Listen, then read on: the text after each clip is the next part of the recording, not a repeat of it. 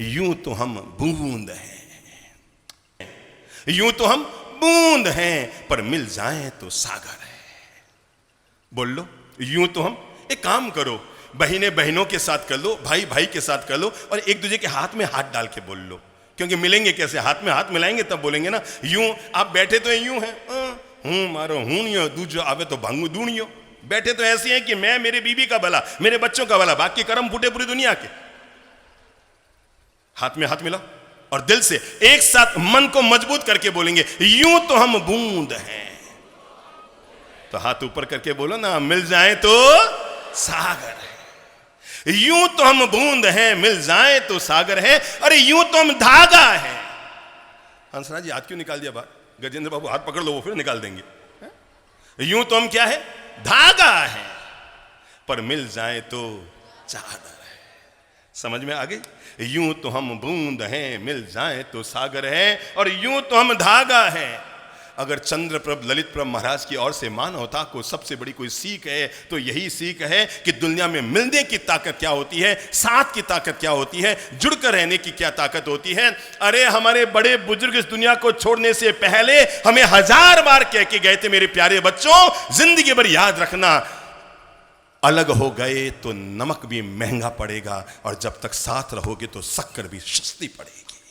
जाने से पहले हमारे बड़े बुजुर्ग हमें जीवन का ये पाठ पढ़ा के गए थे, मेरे प्यारे बच्चों कभी जुदा मत होना, भाई भाई कभी अलग मत होना, जितना हो सके एक दूसरे को निभा देना, क्योंकि जब तक तुम साथ रहोगे शक्कर भी सस्ती पड़ेगी, और अलग होगे तो घर में नमक भी तुम्हारे लिए महंगा पड़ेगा। तो जोड़ लो ना वापस हाथ एक दूसरे से, और वो जोड़ के बोल लो एक दूसरे से हाथ मिला करके, यूं तो हम बूंद हैं, पर मिल जाए तो सागर है, और यूं तो हम धागा हैं, पर मिल जाए तो चादर है। यूं तो हम शब्द हैं, मैं चाहूंगा हर व्यक्ति याद कर ले इसको, यूं तो हम शब्द हैं, पर मिल जाए तो शास्त्र है, और यूं तो हम कागज हैं, पर मिल जाए तो किताब है। यूं तो हम बूंद हैं, मिल जाए तो सागर है, यूं तो हम धागा हैं, पर मिल जाए तो चादर है।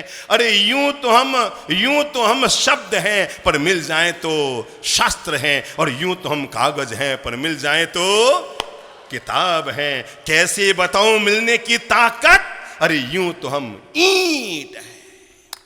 बोलो तो, बोलो तो, बोलो तो, बोलो तो, यूं तो हम ईंट हैं, पर मिल जाए तो बहुत बड़ी इमारत है। हाथ में हाथ मिला लो, अंतिम लाइन बोल रहा हूं, इससे मीठी लाइन भारत में वापस सुनने को आपको नहीं मिलेगी। यूं तो हम ईंट हैं, पर मिल जाए तो इमारत है। अरे यूं तो हम इंसान हैं, पर मिल जाए तो पूरा भारत है। ये मंत्र हर घर में लागू हो, ये मंत्र हर परिवार में लागू हो, ये मंत्र हर ट्रस्ट में लागू हो, ये मंत्र हर संघ और समाज में लागू हो। और मैं तो कहूंगा पूरी दुनिया में अगर ये एक मंत्र लागू हो जाए कि हम हिल मिल जुल कर एक साथ रहेंगे, मिलजुल कर रहेंगे। बड़े बुजुर्ग कह के गए थे, उनकी कई कई छोटी छोटी बातों में कितनी महान सीख होती थी, याद कर लो। और बड़े बुजुर्ग कह के गए थे, बंदी मुट्ठी, बोलो बोलो बोलो बोलो बोलो बोलो, लाख की, बंदी मुट्ठी लाख की, और खुल गई तो हो गई। क्या हम इस बात का कभी रहस्य समझ पाए जिंदगी में? हमने बड़े बुजुर्गों की बातें इस कान से सुनी और उस कान से निकाल दी। काश हमारे बड़े बुजुर्ग जो बातें हमें कहकर गए, मानता हूं कि पहले लोगों के मकान कच्चे थे पर दिल बहुत सच्चे थे। पहले लोगों के मकान कच्चे थे पर दिल बहुत सच्चे थे। अरे पहले लोगों के मकान बहुत छोटे थे पर दिल बहुत बड़े थे। और यही परिणाम था कि पहले छोटे छोटे मकानों में जो मालदास एरिया में रहते आए होंगे ना, उनको याद होगा कि छोटे छोटे मकानों में 6-6 भाई। पहले संतान भी तो यूं गिन गिन के पैदा नहीं करते थे कि एक हुई, अब 5 साल का गैप, अब दूसरी होगी।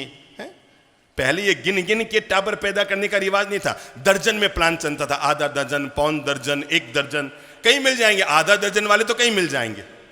हम अंतिम नस्ल हैं दुनिया की जो दर्जनों पे पैदा हुए हैं। अब जो पैदा होने वाले हैं वो सब गिन गिन के पैदा हो रहे हैं। ये दुनिया के हम अंतिम नस्ल हैं जो अनलिमिटेड प्लान में हम चलते रहे थे, ठीक है। पहले एक घर में 8-8 टाबर होते थे, 6-6 बच्चे होते थे। काका, मामा, भाई, भांजा, भतीजा, मासा, मासी, चाचा, चाची, बुआ, फूफा, फूफी, ये सब तो फ्री में आते ही रहते थे। अब तो आपको पता है क्या, 15-20 साल के बाद तो ये चाचा चाची मासा मासी ये शब्द तो अब दुनिया से लोग बच्चे पूछेंगे, ये चाचा कौन सी चिड़िया का नाम होता था? पापा ये चाचा कौन सी चिड़िया का नाम होता था? क्योंकि चाचा अब पैदा होने बंद हो गए, मासियां पे पैदा होने बंद हो गई, फूफिया पे पैदा होने बंद हो गए। क्यों? क्योंकि 1-2 तक तो आदमी चला गया। मेरे भाई, दुनिया में इस सिद्धांत को लागू की जाना चाहिए। छोटा परिवार सुखी परिवार नहीं होता, साथ रहने वाला परिवार सुखी परिवार होता है। छोटा परिवार कभी सुखी परिवार होता हो ऐसी बात नहीं है। जो हिल मिलकर क्या लगता है अलग होने में? 2 मिनट का खेल है। मैंने कह दिया मुझे आपके साथ नहीं रहना, आपने कह दिया मुझे आपके साथ नहीं रहना। मेरे भाई, अलग होने में 2 मिनट लगते हैं, टूटने में 2 मिनट लगते हैं, आपस में खींचतान पैदा करने में 2 मिनट लगते हैं, अलग अलग घर बसाने में 2 मिनट लगते हैं। अलग होना कोई बहुत बड़ी बात नहीं है। आप लोगों ने अगर अपने अलग अलग मकान बना लिए ना, तो आपने ऐसा नहीं कोई जमीन आसमान फाड़ के कोई बहुत बड़ा काम कर दिया है। अलग होना कोई बड़ी बात नहीं थी, 2 मिनट का खेल है। अभिनंदन तो उनका करो कि शादी के 35 साल बाद भी भाई भाई साथ है। उनको पता है कि सैक्रिफाइस किसे कहते हैं, उन्हें पता है कि त्याग किसे कहते हैं, उसे पता है कि परिवार किसे कहते हैं, उन्हें पता है कि एकता का मूल्य क्या होता है, और उन्हें पता है कि साथ रहने का सुख क्या होता है।